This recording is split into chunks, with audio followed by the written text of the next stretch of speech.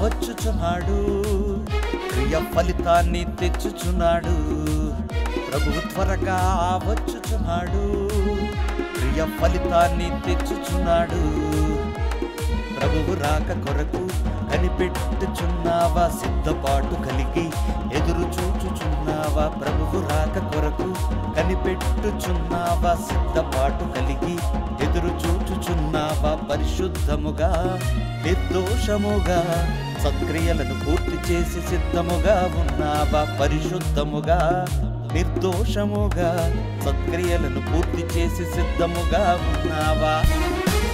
ప్రభువు త్వరగా వచ్చుచున్నాడు, క్రియ ఫలితాన్ని తెచ్చుచున్నాడు. ప్రభువు త్వరగా వచ్చుచున్నాడు, క్రియ ఫలితాన్ని తెచ్చుచున్నాడు.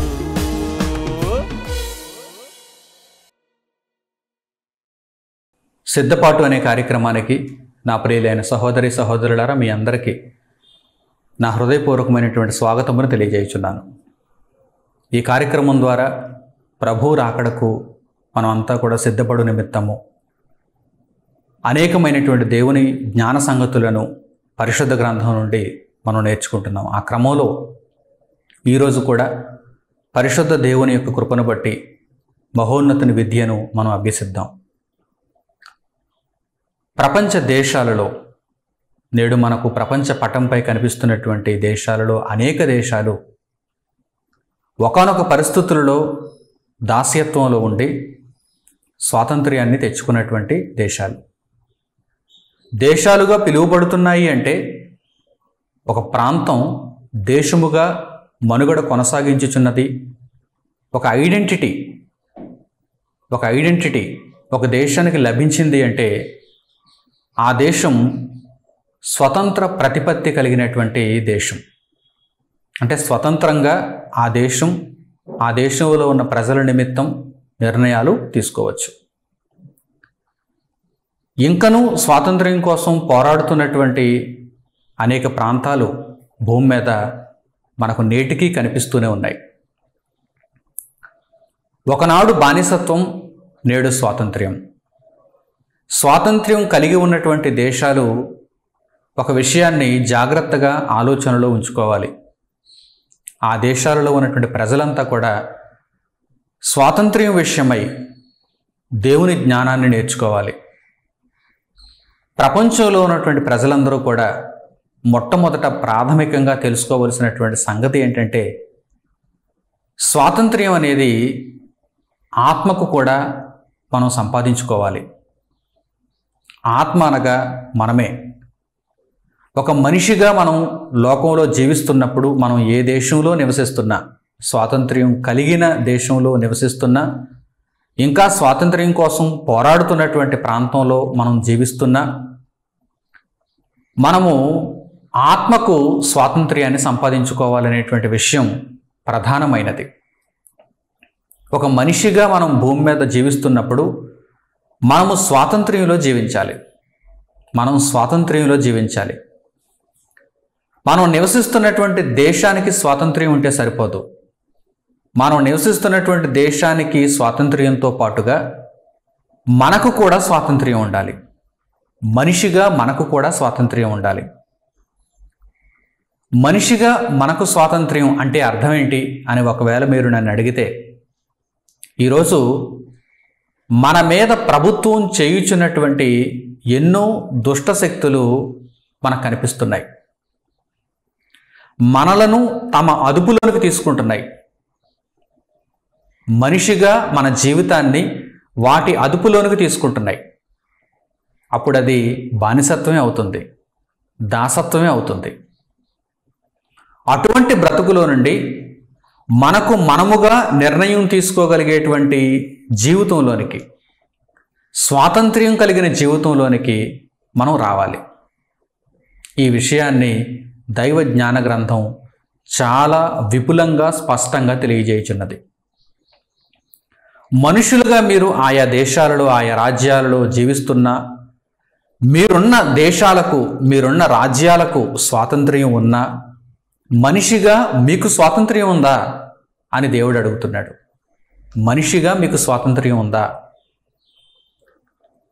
మనుషులుగా మేమందరం స్వతంత్రులమే, మనుషులుగా మేము ఏ నిర్ణయాన్నైనా తీసుకోగలం అని మీరు అనుకుంటున్నారా? అయితే ఈ పాఠాన్ని జాగ్రత్తగా మీరు వింటే, ఆలోచిస్తే మీరు స్వాతంత్ర్యంలో ఉన్నారో లేక ఇంకా బానిసత్వంలోనే ఉన్నారో మీకు అర్థమవుతుంది. మనం నివసిస్తున్నటువంటి దేశానికి స్వాతంత్ర్యం ఉండటం, మనం నివసిస్తున్నటువంటి రాజ్యానికి స్వాతంత్ర్యం ఉండడం ఒక విషయం, అదొక విషయం. అయితే మనకు స్వాతంత్ర్యం ఉండటం మరో విషయం. మనకు స్వాతంత్ర్యం ఉందా? ఒక దేశంలో ఒక దేశ పౌరసత్వాన్ని కలిగి ఉన్నటువంటి మనము స్వతంత్రులుగా జీవిస్తున్నామా లేక ఇంకనూ బానిసలుగానే దాసులుగానే బ్రతుకుతున్నామా? ఈ విషయాన్ని ఒక్కసారి ఆలోచన చేసుకోండి. మానవులుగా మన జీవితాలలో ఎన్నెన్నో దుష్ప్రభావాలు, దుష్టుని శక్తులు మనలను ఆవహించి మనను లోపరుచుకుంటున్నాయి. మనము చేయాలనుకున్న పని కాకుండా చేయకూడదనుకున్న పనిని ఆయా సందర్భాలలో మనం చేస్తున్నాం. ఏదో ఒక శక్తి మనలను ప్రేరేపిస్తూ మనము చేయాలనుకున్న నీతిని మన చేత చేయనివ్వకుండా, మనము చేయకూడదనుకున్నటువంటి దుర్నీతిని మన చేత చేయిస్తున్నది ఒక పరిస్థితి, ఒక సంఘటన, ఒక సందర్భం మనలను ఆ విధంగా ప్రేరేపించుచున్నది. అలాంటి పరిస్థితులలో మనం ఇంకనూ దాసులుగా ఉన్నట్టే, ఇంకనూ బానిసత్వంలో ఉన్నట్టే. ఎందుకంటే మనం చేయాలనుకున్న దానిని కాకుండా మనం చేయకూడదనుకున్న దానిని మనం చేస్తున్నాం. చాలాసార్లు చాలామంది మనుషులు క్రొత్త సంవత్సరంలో మొదటి తేదీన కొన్ని మంచి నిర్ణయాలు తీసుకుంటారు. కానీ 2వ తేదీకి ఆ నిర్ణయాలన్నీ కూడా పాతవైపోతుంటాయి, ఆ నిర్ణయాలన్నీ కూడా మర్చిపోతూ ఉంటారు. ఎందుకని? వారు బానిసత్వంలో ఉన్నారు, దాస్యత్వంలో ఉన్నారు. వారు ఎన్ని నిర్ణయాలు తీసుకున్నా వాటిని అమలు చేసుకోలేకపోతున్నారు. ఎందుకంటే బానిసత్వం నుండి ఇంకా వారు విముక్తిని పొందలేదు. ఉదాహరణకి, ఇదిగో ఈ జనవరి 1వ తేదీ నుండి నేను మద్యం మానేయాలనుకుంటున్నాను అని కొంతమంది అనుకుంటారు. కానీ 2వ తేదీనే మరలా మద్యం జోలికి వెళ్ళిపోతారు. ఇదిగో ఈ జనవరి 1వ తేదీ నుండి నేను అబద్ధం ఆడకూడదు, కేవలం నిజాన్ని మాత్రమే మాట్లాడాలి అని కొంతమంది అనుకుంటారు, నిర్ణయాలు తీసుకుంటారు. కానీ 2వ తేదీనే అబద్ధం ఆడతారు. ఒక్కొక్కసారి మొదటి తేదీనే అబద్ధం ఆడుతూ ఉంటారు. నిర్ణయం తీసుకున్న మరుసటి క్షణాలలోనే మరలా అబద్ధం ఆడుతూ ఉంటారు. ఎందుకు వారు తీసుకున్న నిర్ణయాలపై వారు నిలబడలేకపోతున్నారు? ఆ నిర్ణయాలకు తగ్గట్టుగా వారు ఎందుకు బ్రతకలేకపోతున్నారు? కొద్ది కాలానికే మరల వారు ఎందుకు వెనకడుగు వేస్తున్నారు, ఓడిపోతున్నారు అంటే వారి మీద అజమాయిషీ చేసేటువంటి కొన్ని శక్తులు ఉన్నాయి, వారిని లోపరుచుకునేటువంటి కొన్ని ప్రభావాలు ఉన్నాయి. అందువలననే వారు తీసుకున్నటువంటి నిర్ణయాలను అమలు చేసుకోలేకపోతున్నారు. ఇక నుండి నేను చక్కగా బ్రతకాలని, ఇక నుండి ఈ చక్కని నిర్ణయాలతో నేను ముందుకు వెళ్ళాలని మనసులో అనుకున్నా కానీ అవి పాటించలేకపోతున్నారు, వాటి ప్రకారం జీవించలేకపోతున్నారు. ఎందుకంటే కొన్ని శక్తులు మన మీద ప్రభావాన్ని చూపిస్తున్నాయి, దుష్టుని శక్తులు మన మీద ప్రభావాన్ని చూపిస్తున్నాయి. ప్రియులారా, అలాంటి పరిస్థితుల్లో మనం ఇంకా దాస్యత్వంలో ఉన్నట్టే కదా. అలాంటి పరిస్థితుల్లో మనకు స్వాతంత్ర్యం కావాలి అన్నట్టుగా కనిపిస్తుంది కదా. ఈరోజు ఎందరో అటువంటి పరిస్థితుల్లో ఉన్నారు, ఎందరో అటువంటి పరిస్థితుల్లో ఉన్నారు. తండ్రి అయిన దేవుడు మనుషులను ఉద్దేశించి ఈ మాటలను తెలియజేస్తున్నాడు. మీరంతా కూడా ఆత్మ స్వాతంత్ర్యాన్ని కలిగిన వారుగా బ్రతకాలి అని దేవుడు కోరుకుంటున్నాడు. ఒక దేశానికి స్వాతంత్ర్యం వచ్చినప్పుడు, స్వాతంత్ర్యం కలిగిన దేశంలో మీరు జీవిస్తున్నప్పుడు మంచి విషయమే. కానీ మీకంటూ స్వాతంత్ర్యం ఉందా లేదా? ఒక స్వాతంత్ర్యం కలిగిన దేశంలో మీరు జీవిస్తున్న, స్వాతంత్ర్యం కలిగిన మనిషిగా మీరు జీవించకపోతే అది వ్యర్థమే, అది వ్యర్థమే. ఎందుకంటే స్వాతంత్ర్యం కలిగిన దేశంలో మీరు జీవిస్తున్నా, మీరు బానిసలుగా బ్రతుకుతున్నప్పుడు ఇక అర్థమే ఉంది, ఇక అర్థమే ఉంది. కనుక ప్రతి మనిషి కూడా, భూమి మీద జీవిస్తున్నటువంటి ప్రతి మనిషి కూడా మొట్టమొదట ప్రాథమికంగా ఆలోచించవలసినటువంటి స్వాతంత్ర్యం దేనిని గూర్చి అనగానే ఆత్మ స్వాతంత్ర్యం. మనిషిగా మనకు స్వాతంత్ర్యం. మనం మంచిగా బ్రతకాలనుకుంటున్నాం, మనం దేవుని కొరకు బ్రతకాలనుకుంటున్నాం, మనము వాక్యానుసారంగా బ్రతకాలనుకుంటున్నాం. మనము మరణించిన తర్వాత నిత్యత్వంలోనికి వెళ్ళాలనుకుంటున్నాం. మనకున్న కోరికది. మరి మనలను ఇలా బ్రతకనివ్వకుండా మనలను దుష్టుని యొక్క ఆవేశంలోనికి, దుష్టుని యొక్క ప్రవర్తనలోనికి, దుష్టుని యొక్క ఆలోచనల్లో, వాడి క్రియలలోనికి మనలను తీసుకుని వెళ్ళిపోతున్నది ఏంటి అనగానే మనలను పీడిస్తున్నటువంటి సాతాను శక్తి. ప్రియులారా, చక్కగా ఆలోచన చేయండి. మనం ఇంకా దాసులుగా ఉండిపోతే మనం అనుకున్న ప్రయత్నాలను మనం సాధించలేము. మనం దేవుని కొరకు బ్రతకలేము. మనము స్వతంత్రులుగా జీవించాలి. మనము స్వతంత్రులుగా జీవించాలి. ఎవరైతే స్వతంత్రులుగా జీవించాలనుకుంటారో వారి కొరకు పరిశుద్ధ గ్రంథంలో క్రీస్తు రక్షణ ఎదురు చూస్తోంది. అంటే యేసుక్రీస్తు ప్రభువు దేవుని కుమారునిగా భూమి మీదకి వచ్చిన తర్వాత శరీరధారిగా ఆయన నివసించి, ఆయన బ్రతికి, దేవుని చిత్తమంతటిని పరిపూర్ణం చేసి, మరణించి సమాధిలో నుండి తిరిగి లేచి మరల పరలోకమునకు ఎందుకు వెళ్ళారు, ఆయన రక్షణను ఎందుకు ప్రకటించారు, దీనికి కారణం ఏంటి అనగానే మనుషులందరినీ స్వతంత్రులుగా చేయటానికి యేసుక్రీస్తు ప్రభువు లోకంలోనికి వచ్చారు. దాస్యత్వంలో నుండి మనుషులను విడిపించటానికి యేసుక్రీస్తు ప్రభువు లోకంలోనికి వచ్చారు. దేశాలకు స్వాతంత్రాన్ని ఇవ్వటానికి ఆయన రాలేదు. మనుష్యులుగా ఉన్నటువంటి ప్రతి ఒక్కరికి స్వాతంత్ర్యాన్ని ఇవ్వటానికి యేసుక్రీస్తు ప్రభు వారు వచ్చారు. చక్కగా ఆలోచన చేయండి. ఈరోజు దేశాలు స్వాతంత్ర్యాన్ని కలిగి ఉన్నాయి, కానీ దేశాల్లో ఉన్న మనుషులందరూ స్వతంత్రులా? దేశాల్లో ఉన్న మనుషులందరూ స్వతంత్రులా? కొందరు మాత్రమే స్వతంత్రులుగా బ్రతుకుతున్నారు. మిగిలిన వారిలో అనేక మంది ఇంకను దాసులుగానే బ్రతుకుతున్నారు. వారికి స్వాతంత్ర్యపు రుచి ఇంకా తెలియదు. వారికి ఇంకా స్వాతంత్ర్యపు బ్రతుకు పరిచయం కాలేదు. ప్రియులైన నా సహోదరి సహోదరులారా, ప్రపంచంలో ఉన్న ఏ మనిషికైనా సంపూర్ణమైన స్వాతంత్ర్యము తెలియాలంటే, సంపూర్ణమైన స్వాతంత్ర్యంలో అడుగు పెట్టాలంటే ప్రభువైన యేసుక్రీస్తు ప్రభు ద్వారా అది సాధ్యమైంది. ప్రభువైన యేసుక్రీస్తు ఒక్కడే దానికి మార్గం. మీరు నిజంగా ఆత్మ స్వాతంత్ర్యాన్ని పొందాలనుకుంటున్నారా? మీ జీవితాలలో దేవుడు అనుగ్రహించే స్వాతంత్ర్యాన్ని మీరు పొందాలనుకుంటున్నారా? నీతియుక్తంగా బ్రతకాలని, పరిశుద్ధమైన ఆలోచనలతో ఉండాలని, దేవుని కొరకు జీవించాలని మీరు అనుకుంటున్నారా? అయితే తప్పకుండా యేసుక్రీస్తు ప్రభువులో ఉన్న రక్షణను మీరు చూడాలి. ఆయన లోకమునకు అనుగ్రహించినది ఏంటో తెలుసా? స్వాతంత్ర్యం. లోకములో ఉన్న మనుషులకు ఆయన స్వాతంత్ర్యాన్ని అనుగ్రహించాడు. మీరు నిజంగా దేవుని కొరకు బ్రతకాలనుకున్నప్పుడు, మీరు నిజంగా శరీరాన్ని విడిచిపెట్టిన తర్వాత ఆత్మలుగా పరలోకాన్ని పొందాలనుకున్నప్పుడు క్రీస్తు ప్రభు యొక్క స్వాతంత్ర్యంలో ఉంటే తప్ప ఆ గొప్ప పరలోకాన్ని మీరు పొందలేరు. ఆ గొప్ప నిత్యత్వాన్ని మీరు పొందలేరు.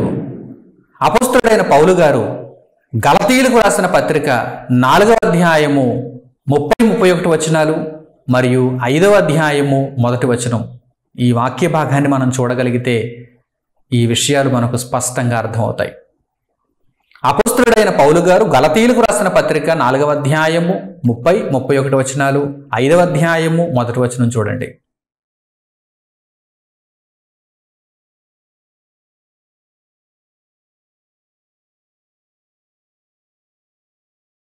ఇందును గూర్చి లేఖనమేమి చెప్పుచున్నది? దాసిని దాని కుమారుని వెళ్ళగొట్టుము. దాసి కుమారుడు స్వతంత్రురాలి కుమారునితో పాటు వారసుడై ఉండడు. కాక సహోదరులారా, మనము స్వతంత్రురాలి కుమారులమే గాని దాసి కుమారులము కాము. ఈ స్వాతంత్ర్యము అనుగ్రహించి క్రీస్తు మనలను స్వతంత్రులనుగా చేసి ఉన్నాడు. కాబట్టి మీరు స్థిరముగా నిలిచి మరలా దాస్యమును కాడి క్రింద చిక్కుకొనకుడి. ఈ వాక్య భాగంలో ప్రధానంగా 4 సూత్రాలు మనకు కనిపిస్తున్నాయి.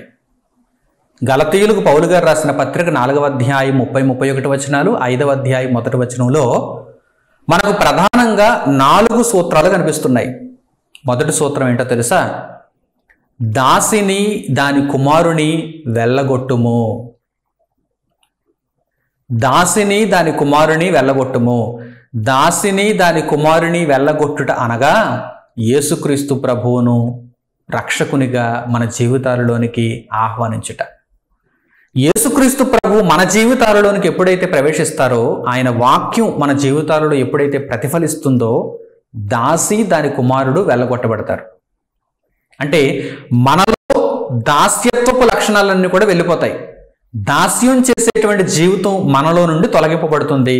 దాసిని దాని కుమారుని నీవు వెంటనే వెళ్ళగొట్టాలని దేవుడు తెలియజేస్తున్నాడు.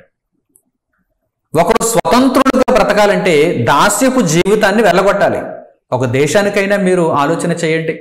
స్వతంత్రులుగా ఒక దేశంలో ఉన్న ప్రజలు దేశానికి స్వాతంత్ర్యం సంపాదించుకోవాలంటే, అంటే పరిపాలన పరంగా, రాజ్యం పరంగా, దేశం పరంగా, అధికారం పరంగా, లోకపరంగా వారు ఒక రాజ్యానికి లేక దేశానికి స్వాతంత్ర్యాన్ని సంపాదించుకోవాలంటే ఏం చేయాలి? దాస్యత్వపు జీవితాన్ని వెళ్ళగొట్టాలి. అంటే వారి మీద అజమాయిషీ చేస్తున్నటువంటి ఆ పెత్తందారులను వెళ్ళగొట్టాలి. ఉదాహరణకి మన ఇండియా దేశాన్ని మనం తీసుకుంటే 1947 ఆగస్టు 15వ తేదీన మనకు స్వాతంత్ర్యం ఇవ్వబడింది. అంతకు మునుపటి వరకు చాలామంది విదేశీయులు, మనకు సంబంధించని వారు మన ప్రాంతాలలోనికి వచ్చి మన ప్రాంతపు జనులను, ఎక్కడో దూరం నుండి వచ్చినటువంటి వారు పరిపాలన చేయడం ప్రారంభించారు. వారి అధికారాన్ని మన మీద చూపించడం ప్రారంభించారు. కర్కశంగా ప్రవర్తించడం ప్రారంభించారు. అందులో ప్రధానమైనది రవి అస్తమించని సామ్రాజ్యం అని పేరుగాంచినటువంటి బ్రిటిష్ సామ్రాజ్యం. ప్రపంచ దేశాలలో అనేక దేశాలను ఈ బ్రిటిష్ సామ్రాజ్యం ఏలింది. అందులో మన దేశం కూడా ఒకప్పుడు ఉండేది. మరి మనం స్వతంత్రులుగా జీవించాలంటే, మన దేశం లోకపరంగా, అధికారపరంగా మన దేశానికి స్వాతంత్ర్యం కావాలంటే, ఉదాహరణగా మనం దానిని తీసుకోగలిగితే ఏం చేశారు? వారిని వెళ్ళగొట్టారు. మనలో దాస్యపు బ్రతుకులను వెళ్ళగొట్టారు. అంటే వారిని వెళ్ళగొట్టడం అంటే అర్థం ఏంటి? బ్రిటిష్ వారిని వెళ్ళగొట్టడం అంటే అర్థం ఏంటి? దాస్యపు జీవితాలను వెళ్ళగొట్టడం. మనము కలిగి ఉన్న దాస్యపు జీవితాలను వెళ్ళగొట్టడం. వారు వెళ్ళిపోతే మనలో ఉన్న దాస్యపు జీవితాలు వెళ్ళిపోతాయి. మనం స్వతంత్రులుగా జీవించే అవకాశం ఉంది. లోకపరంగా స్వతంత్రులుగా జీవించే అవకాశం ఉంది. ఉదాహరణగా దానిని మీరు తీసుకుంటే మీకు అర్థమవుతుంది. పౌలు గలాతీయులకు రాసిన పత్రిక 4వ అధ్యాయం 30-31 వచనాలు, 5వ అధ్యాయం 1వ వచనంలో మీరు చూడగలిగితే ఒక ప్రధానమైన సూత్రం, మొట్టమొదటి సూత్రం, దాసిని దాని కుమారుని వెళ్ళగొట్టుము. లేఖనము చెప్పుచున్నది ఈ విషయం. వ్రాయబడిన మాట, అప్పటికి వ్రాయబడిన మాట ఈ విషయాన్ని తెలియజేయుచున్నది.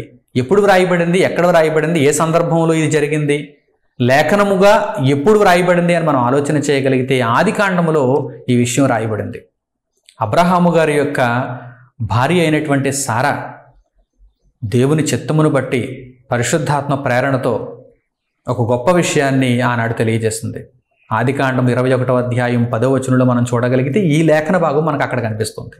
ఆది కాండం 21వ అధ్యాయం 10వ వచనం తర్వాత చూడండి. అక్కడ సారా గారు ఏమంటున్నారంటే, అబ్రహాము గారి యొక్క భార్య అయిన సారా గారు ఏమంటున్నారంటే, దాసిని అనగా హాగరును దాని కుమారుని అనగా ఇష్మాయేలును వెళ్ళగొట్టుము. దాసిని దాని కుమారుని వెళ్ళగొట్టుము. వీరు స్వతంత్రురాలితో, స్వతంత్రురాలి యొక్క కుమారునితో వారసులై ఉండనేరరు. సమాన హక్కు కలిగిన వారుగా ఉండనేరరు. ఈ విషయాన్ని మీ జీవితాలలో జాగ్రత్తగా మీరు తీసుకోవాలి. పాయింట్ నెంబర్ 1, దాసిని దాని కుమారుని వెళ్ళగొట్టము. ఇప్పుడు మనం మన జీవితాలలో నుండి సాతానును దాని అనుచరులను వెళ్ళగొట్టాలి. సాతానును దాని యొక్క సమూహమును వెళ్ళగొట్టాలి. ఎప్పుడైతే వాడిని వెళ్ళగొడతామో మనలో దాస్యపు జీవితాన్ని మనం వెళ్ళగొట్టినట్టు. ఎప్పుడైతే మనం మనలో దాస్యపు జీవితాన్ని వెళ్ళగొడతామో మనం స్వతంత్రులుగా బ్రతకడానికి మొదటి అడుగు వేసినట్టు. లేదు, యేసుక్రీస్తు ప్రభువును నేను అంగీకరించి సాతానును కూడా నాతో పాటు ఉంచుకుంటానంటే మీరు ఇంకా దాస్యపు జీవితంలోనే ఉన్నట్టు, మీరు స్వాతంత్ర్యం యొక్క రుచిని చూడనట్టు, మీరు పరలోకానికి అంగీకరింపబడనట్టు, మీరు అసలు పరలోకంలోనికి వెళ్ళారని అర్థం. ప్రియులారా, చక్కగా ఆలోచించండి. మీరు స్వతంత్రులుగా బ్రతకాలంటే, ఒక దేశానికి స్వాతంత్ర్యం వచ్చింది కానీ మీకు స్వాతంత్ర్యం రావాలంటే, మీ జీవితంలో మీకు వెలుగు ఉదయింపబడాలంటే, మీరు స్వాతంత్ర్యపు రుచిని చూడాలంటే ప్రభువైన యేసుక్రీస్తును మీరు మీ జీవితాలలోనికి రక్షకునిగా అంగీకరించి ఆహ్వానించి ఆయనలో మీ బ్రతుకును ప్రారంభించి మీలో ఉన్న దాస్యత్వం అనే జీవితమును వెళ్ళగొట్టాలి. అనగా సాతానును వాడి అనుచరులను వెళ్ళగొట్టాలి. దాసిని దాని కుమారుని వెళ్ళగొట్టము. ఇక రెండవ ప్రధానమైనటువంటి సూత్రం ఏంటో తెలుసా? మనము స్వతంత్రురాలి కుమారులుగా బ్రతకాలి. మరలా ఆ సందర్భాన్ని మనం జ్ఞాపకం చేసుకోగలిగితే, అబ్రహాము గారి యొక్క భార్య సారా గారికి దేవుడు అనుగ్రహించిన కుమారుడు ఇస్సాకు. ఆ సందర్భాన్ని మరలా మనం జ్ఞాపకం చేసుకోగలిగితే మనము ఎలా జీవించాలి? ఇష్మాయేలులా కాదు, ఇస్సాకులా జీవించాలి. ఇస్సాకులా బ్రతకాలి, ఇస్సాకులా ఉండాలి. దాసిని దాని కుమారుని వెళ్ళగొట్టిన తర్వాత ప్రభువును ఆహ్వానించిన వారై ప్రభువును మీ జీవితాలలో స్థిరపరచుకోవాలి. ఎక్కడైనా సరే దేవుడు ఏ వాక్య భాగంలో మనకు నేర్పించినా సరే ఆయన ఈ క్రమాన్ని మాత్రం మనకు చెప్పకుండా ఉండలేదు. రక్షణను మనం స్వీకరించాలంటే ఏం చేయాలి? మొట్టమొదట మన పాపమును విడిచిపెట్టాలి, రక్షణను స్వీకరించాలి. రక్షణను స్వీకరిస్తూ పాపమును కూడా మనం ఉంచుకుంటే ప్రయోజనం ఏమైనా ఉందా? లేదు. ఎక్కడైనా మీరు చూడండి, పరిశుద్ధ గ్రంథంలో ఏ సందర్భాన్నైనా మీరు ఉదాహరణగా తీసుకోండి. పరివర్తన చెందిన వాళ్ళందరూ కూడా మొట్టమొదట పాపమును విడిచిపెట్టారు, అనగా దాసిని దాని కుమారుని వెళ్ళగొట్టారు. ఆ తర్వాత ప్రభువును ఆహ్వానించారు, రక్షణను సుస్థిరం చేసుకున్నారు. ఏ సందర్భంలో మీరు చూసినా సరే ఈ విషయాలు మనకు కనిపిస్తాయి. పశ్చాత్తాపపడి విరిగి నలిగిన మనస్సుతో పాపమును ద్వేషిస్తే తప్ప దేవుడు లోపలికి ఆహ్వానించాడు కదా. కనుక మీరు దీనిని గమనించాలి. మీరు స్వతంత్రులుగా జీవించాలంటే కనుక 4 ప్రధానమైన సూత్రాలు. మొదటి సూత్రం దాసిని దాని కుమారుని వెళ్ళగొట్టుము. రెండవ సూత్రం మీరు స్వతంత్రురాలి కుమారులుగా జీవించాలి. ప్రభువైన యేసుక్రీస్తును మీరు మీ జీవితాలలోనికి ఆహ్వానించి దేనికి చోటివ్వకుండా ప్రభువైన యేసుతో మీ జీవితాన్ని కొనసాగించుకొనగలిగితే అప్పుడు మీరు స్వతంత్రులుగా జీవిస్తున్నట్టు. ఎందుకంటే ప్రభువులోనే స్వాతంత్ర్యం ఉంది. ప్రభు మనకు స్వాతంత్ర్యాన్ని ఇచ్చాడు. మీరు ఎలా బ్రతకాలనుకుంటున్నారు? నీతిగా బ్రతకాలనుకుంటున్నారు, అవునా? మీరు నీతిగా బ్రతకాలనుకుంటున్నారు. మీరు దేవుని కొరకు జీవించాలని, మరణిస్తే పరలోకాన్ని పొందాలని అనుకుంటున్నారు, అవునా? మరి మీకు ఈ స్వాతంత్రాన్ని ఇచ్చేది ఎవరు? ప్రభువైన యేసుక్రీస్తే. ప్రభువైన యేసుక్రీస్తే. లేదు, నేను దుర్మార్గంగా జీవించాలని అనుకుందాం. నేను మరణించిన తర్వాత నరకానికి వెళ్ళిపోవాలి అని అనుకుందాం. అప్పుడు మీకు యేసుతో పని లేదు. ఎప్పుడు మీకు యేసు ప్రభు అనుగ్రహించేటువంటి స్వాతంత్ర్యం అవసరం? ఎప్పుడైతే మీరు నీతిగా బ్రతకాలనుకున్నారో, ఎప్పుడైతే మీరు పరలోకానికి వెళ్ళాలనుకున్నారో అప్పుడు అవసరం. అప్పుడు ఆ స్వాతంత్ర్యం అవసరం. కనుక దాసిని దాని కుమారుని వెళ్ళగొట్టుము. మీ జీవితాలలో నుండి సాతానును వెళ్ళగొట్టండి. మీరు స్వతంత్రురాలి కుమారులుగా జీవించాలి. ప్రభువైన యేసుక్రీస్తును ఆహ్వానించి ఆయనను మీ జీవితాలలో నిలుపుకోండి. అప్పుడు మీరు స్వతంత్రులుగా చేయబడతారు. మూడవ సూత్రం, క్రీస్తు మనకు స్వాతంత్ర్యాన్ని అనుగ్రహించి మనలను స్వతంత్రులుగా చేసి ఉన్నాడు. రక్షణను మనం ఆహ్వానించాం. ఇప్పుడు మనం ఏ విధంగా మారాం? మూడవ పాయింట్, మనం స్వతంత్రులుగా మారాం. దాసిని దాని కుమారుని వెళ్ళగొట్టము. మీరు స్వతంత్రురాలి కుమారులుగా జీవించడానికి ఆలోచించుకోవాలి, నిర్ణయం తీసుకోవాలి. యేసుక్రీస్తు ప్రభువును మీ జీవితాలలోనికి ఆహ్వానించాలి. క్రీస్తు మనలను స్వతంత్రులుగా చేస్తున్నాడు. ఇప్పుడు మీరు స్వతంత్రులుగా బ్రతకాలి. మూడవ సూత్రం, స్వతంత్రులుగా బ్రతకాలి. మూడవ సూత్రం, స్వాతంత్ర్యాన్ని కలిగిన జీవితాలు మనలో ఉండాలి. మనము క్రీస్తు అనుగ్రహించిన స్వాతంత్ర్యంలో మన జీవితాలను ముందు కొనసాగించుకోవాలి. చూసారా, దేవుని స్వాతంత్ర్యము, క్రీస్తు స్వాతంత్ర్యము మనకు ఇంత గొప్ప పాఠాన్ని నేర్పించుచున్నది.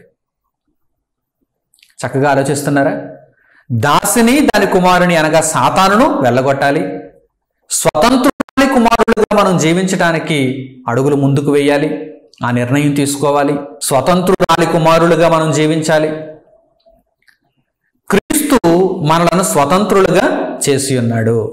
ఎప్పుడైతే మనం ఈ నిర్ణయాలు తీసుకుంటామంటే దాసిని వాడి కుమారుణ్ణి వెళ్ళగొడతామో, ఎప్పుడైతే క్రీస్తు ప్రభువును రక్షకునిగా అంగీకరిస్తామో అప్పుడు క్రీస్తు మనలను స్వతంత్రులుగా చేస్తాడు. క్రీస్తు మనకు స్వాతంత్ర్యమును అనుగ్రహించి స్వతంత్రులుగా చేస్తాడు. ఇప్పుడు 4వ పాయింట్, 4వ సూత్రం, మరల దాస్యమను కాడి క్రింద చిక్కుకొనకుడి. అంటే క్రీస్తు అనుగ్రహించిన స్వాతంత్ర్యాన్ని ఏం చేయాలి? మనం కాపాడుకోవాలి, చివరి వరకు కాపాడుకోవాలి. 4వ సూత్రం చాలా ముఖ్యమైనది. మొదటి సూత్రం దాసిని దాని కుమారుని వెళ్ళగొట్టము. రెండవ సూత్రం మనం స్వతంత్రురాలి కుమారులుగా జీవించాలి. మూడవ సూత్రం క్రీస్తు మనలను స్వతంత్రులుగా చేశాడు. 4వ సూత్రం దాస్యం అనే కాడి క్రింద మరలా మనం చిక్కుకోకూడదు.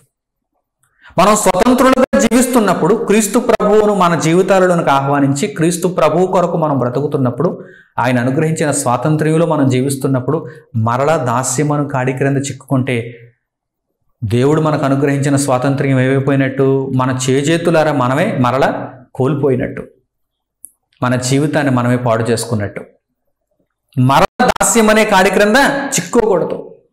ఎప్పుడైనా సరేనండి, స్వాతంత్ర్యం పొందిన తర్వాత స్వాతంత్ర్యాన్ని కాపాడుకోవాలి, గాలి కుదిరేయకూడదు. మన స్వాతంత్ర్యాన్ని మనం కాపాడుకోవాలి. అప్పుడప్పుడు చూడండి, తెలుగులో ఒక సామెత వాడుతూ ఉంటారు, ఓడలు బళ్ళు అవుతాయి, బళ్ళు ఓడలవుతాయి. అంటే పరిస్థితి ఎప్పుడైనా మారిపోవచ్చు. మనం స్వతంత్రులుగా జీవిస్తున్నామని మనం గర్వంతో ఉండి మనం మన జీవితాన్ని గాలి కుదిలేసుకుంటే, ఈ విషయాలను తెలుసుకోకుండా జాగ్రత్త కలిగిన వారముగా లేకుండా, మెలకువతో లేకుండా మన జీవితాలను గాలి కుదిలేసుకుంటే మరలా దాస్యమను ఆ కాడి క్రింద మన జీవితాలు చిక్కుకునేటువంటి ప్రమాదం ఉంది.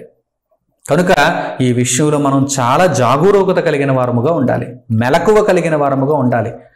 క్రీస్తు మనకు అనుగ్రహించిన ఈ స్వాతంత్ర్యమును మనం కాపాడుకుంటున్నామా లేదా?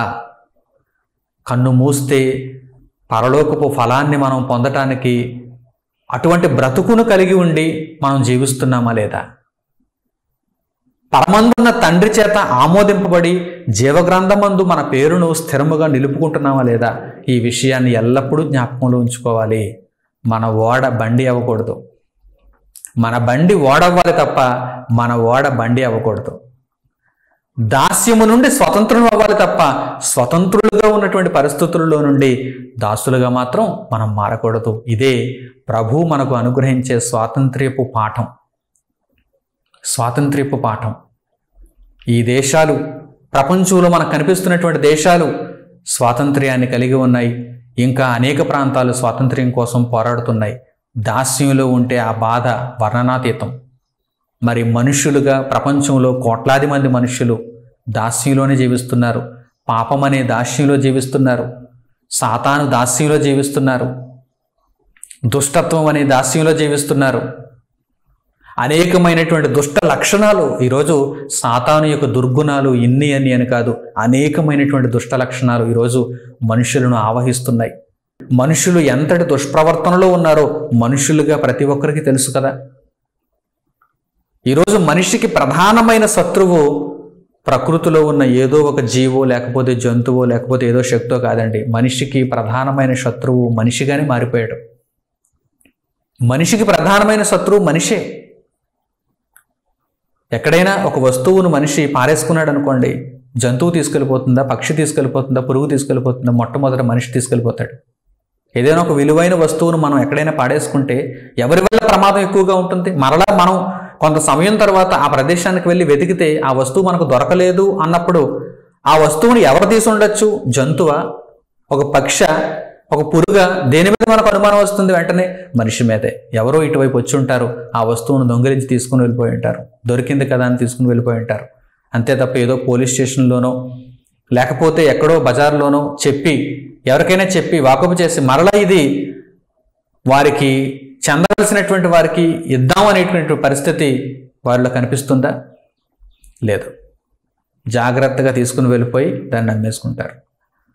మనం పోగొట్టుకున్న వస్తువుల విషయంలో ఇలా ఉంటున్నారు. కొన్నిసార్లు మనం పోగొట్టుకోకపోయినా మనం ఎంతో జాగ్రత్తగా కాపాడుకున్నా సరే మన దగ్గర నుండి దొంగిలించి తీసుకెళ్ళిపోతున్నారు. ఎవరు దొంగిలించి తీసుకెళ్ళిపోతున్నారు? ఇంట్లోనికి వచ్చి పులి దొంగలిస్తుందా, సింహం దొంగలిస్తుందా, నక్క దొంగలిస్తుందా, తోడేలు దొంగలిస్తుందా, ఎలుగుబంటి దొంగలిస్తుందా, పాము దొంగలిస్తుందా?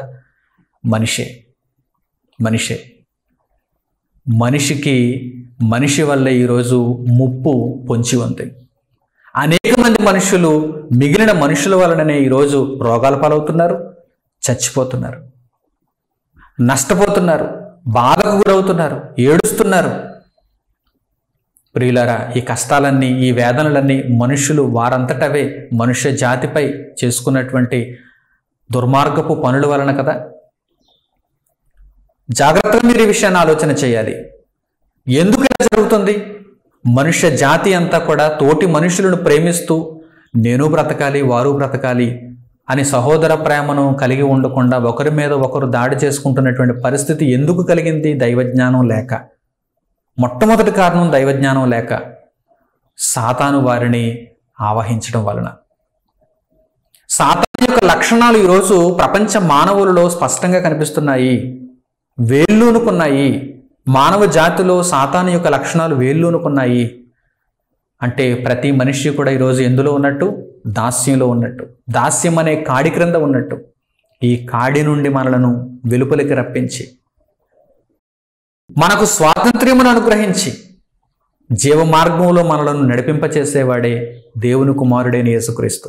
ఆయనను ప్రకటిస్తే ఇదేదో విదేశీయులకు సంబంధించింది అనుకుంటారు, కానీ లోక మానవులందరికీ కూడా రక్షణను అనుగ్రహించిన దేవుడు యేసుక్రీస్తు ప్రభువు ద్వారా మనకు స్వాతంత్ర్యాన్ని దయచేయాలనుకుంటున్నాడు. మనోనేత్రములు తెరిచి ఎవరైతే ఈ విషయాన్ని అర్థం చేసుకుంటారో వారికి మాత్రమే యేసుక్రీస్తు ప్రభువులో ఉన్నటువంటి రక్షణ అర్థమవుతుంది. ఆ రక్షణను ఎందరైతే స్వీకరిస్తారో వారందరూ కూడా స్వతంత్రులుగా మారే అవకాశం ఉంది. ప్రియులారా, స్వతంత్రులుగా మారినటువంటి ప్రతి ఒక్కరూ కూడా చిట్ట చివరిగా ఏం చేయాలి? వారి యొక్క స్వాతంత్ర్యమును కాపాడుకోవాలి. మరలా దాస్యమును కాడి క్రింద చిక్కుకోకూడదు. ఈ 4 ప్రధానమైనటువంటి సూత్రాలను మీ జీవితాలలో మీరు కలిగి ఉండి దాసిని దాని కుమారుని వెళ్ళగొడుతూ స్వతంత్రురాలి కుమారులుగా జీవిస్తూ ప్రభువైన యేసుక్రీస్తు అనుగ్రహించిన స్వాతంత్ర్యమును కాపాడుకుంటూ ఆ స్వాతంత్ర్యము నుండి వేరైపోకుండా మరలా దాస్యం అనే కాడి క్రింద చిక్కుకొనకుండా మీ బ్రతుకులను కాపాడుకోవడమే మీరు చేయవలసినటువంటి పని. కనుక దాస్యత్వము నుండి విడిపింపబడి స్వాతంత్ర్యమును ఎలా జీవించాలనేటువంటి విషయాన్ని గురించి దేవుడు తెలియజేసినటువంటి చక్కని రహస్యాలను మీ బ్రతుకులలో మీరు ప్రతిఫలింపజేసుకుంటారని హృదయపూర్వకంగా నేను కోరుకుంటూ, మీరు ఎప్పుడైతే దాసిని దాని కుమారుని వెళ్ళగొడతారో, స్వతంత్రురాలి కుమారులుగా జీవిస్తారో, క్రీస్తు అనుగ్రహించిన స్వాతంత్ర్యంలో మీరు నివసిస్తారో, దాస్యం అనే కాడి క్రింద మరలా చిక్కుకొనకుండా మీ బ్రతుకులను కాపాడుకుంటారో అప్పుడే మీరు సిద్ధపాటును కలిగి ఉన్నట్టు. మీరు మీ బ్రతుకులలో నేను సిద్ధంగా ఉన్నాను, ప్రభు రాకడకు సిద్ధంగా ఉన్నాను, లేక మరణిస్తే పరలోకానికి వెళ్ళడానికి సిద్ధంగా ఉన్నానని ఎప్పుడు చెప్పగలరు? ఇదిగో ఈ 4 సూత్రాలు మీరు పాటించినప్పుడు, స్వతంత్రులుగా మీరు కన్ను మూసినప్పుడు. దాసులుగా కాదు. మీరు కన్ను మూసే క్షణానికి మీరు ఎలా ఉండాలి? అన్ని విషయాలలో ప్రభువైన యేసుక్రీస్తు నిమిత్తమైనటువంటి స్వాతంత్ర్యాన్ని కలిగిన వారుగా, దాస్యం అనే కాడి క్రింద మరలా చిక్కుకునేవారు కాకుండా ప్రభువైన యేసులో స్వాతంత్ర్యాన్ని కలిగిన వారుగా మీరు ఉంటేనే మీరు పరలోకాన్ని పొందగలరు. తగు నిర్ణయం తీసుకుంటారని మిమ్మల్ని అందరినీ కోరుకుంటూ దేవుని వాక్యం ఇంతటితో ముగిస్తున్నాను. తండ్రి అయిన దేవునికి ప్రార్థనలో ఏకీభవించండి. పరలోకమందున మా కన్న తండ్రి, మీరు అనుగ్రహించిన జీవము కలిగిన ఈ సందేశము కొరకు, సిద్ధపాటు కలిగి ఉండుటకు మీరు నేర్పించిన వాక్యము కొరకు మా హృదయపూర్వకమైన కృతజ్ఞతాస్తుతులు మీకు చెల్లిస్తున్నాము. పాపం అనే దాస్యత్వంలో మేము ఉన్నప్పుడు మా జీవితాలను సరిచేసి మీ చిత్తమునకు అనుకూలముగా మమ్మను బ్రతికింప చేయుటకు క్రీస్తు ప్రభువును రక్షకునిగా మాకు అనుగ్రహించారు. ఆ రక్షణలో ప్రవేశించి నిత్యత్వ ఫలమును పొందగలుగుటకు నాయన ఈ స్వాతంత్ర్యమును మేము కలిగి ఉండే నిమిత్తం మాకు సహాయం చేయండి. దాసిని దాని కుమారుని మా జీవితాలలో నుండి వెళ్ళగొట్టి స్వతంత్రురాలి కుమారులుగా జీవిస్తూ క్రీస్తు ప్రభు అనుగ్రహించిన స్వాతంత్ర్యమును కలిగి మరలా పాపం అనే దాస్యము క్రింద మేము చిక్కుకొనకుండా మా బ్రతుకులను మీ చేతికి అప్పగించుకొని మీ మార్గంలో నడుచుకొనగలుగుటకు, సంపూర్ణమైన విధేయతను మేము చూపించగలుగుటకు, చివరి వరకు నమ్మకంగా నిలబడగలుగుటకు మాకు సహాయం చేయమని మిమ్మల్ని కోరుకుంటూ మా ప్రార్థనా విన్నపములను మా ప్రభువును రక్షకుడునైన యేసుక్రీస్తు వారి పేరిట మిమ్మల్ని అడుగుచున్నాం తండ్రి. ఆమేన్. మన తండ్రి అయిన దేవుని ప్రేమ, మన ప్రభు అయిన యేసుక్రీస్తు వారి కృప, మన ఆదరణకర్త అయిన పరిశుద్ధాత్మని అన్యోన్య సహవాసం మనందరికీ సదాకాలంతో నడిపించునుగాక. ఆమేన్. అందరికీ వందనములు. సెలవు.